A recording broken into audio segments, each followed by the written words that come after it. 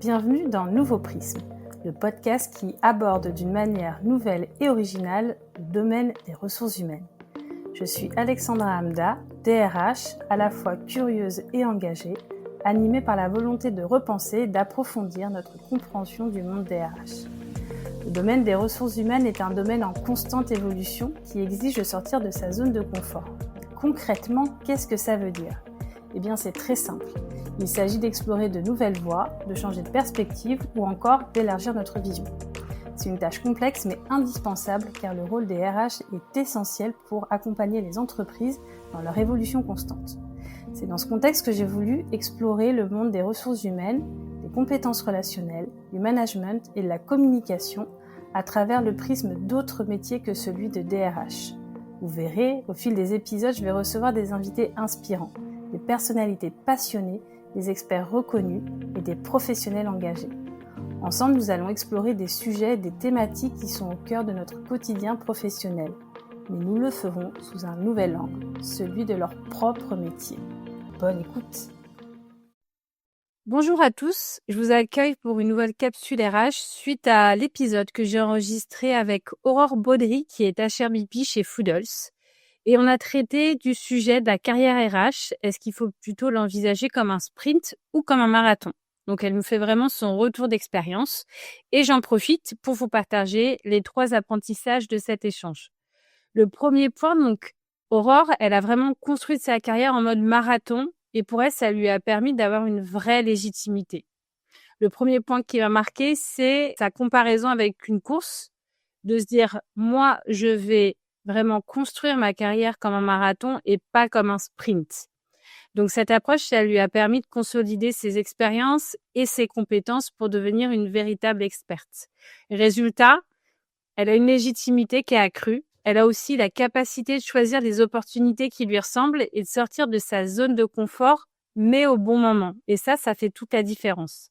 La cerise sur le gâteau, c'est que cette méthode, ça l'a préservée pour avoir un vrai équilibre vie pro, vie perso, qui est essentiel notamment quand on gère une famille puisqu'elle a 3 enfants en bas âge. Le deuxième apprentissage, c'est que le rôle de HRBP, c'est un rôle de facilitateur aux multiples casquettes. Le rôle de HRBP, selon elle, c'est pas juste un titre, mais c'est vraiment une posture. Elle a glissé d'une position de talent acquisition, donc plutôt perçue comme un rôle assez sexy et sympa, vers un rôle de HRBP, on la voit plutôt comme un peu le bad cop qui est un peu garant des règles. Pour elle, les compétences clés d'un bon recruteur, l'écoute active, le sens business, comprendre les enjeux métiers, les KPI associés par exemple, et la gestion de l'urgence, c'est vraiment venu des atouts essentiels qu'elle a pu appliquer dans son rôle de HRBP pour devenir une vraie facilitatrice.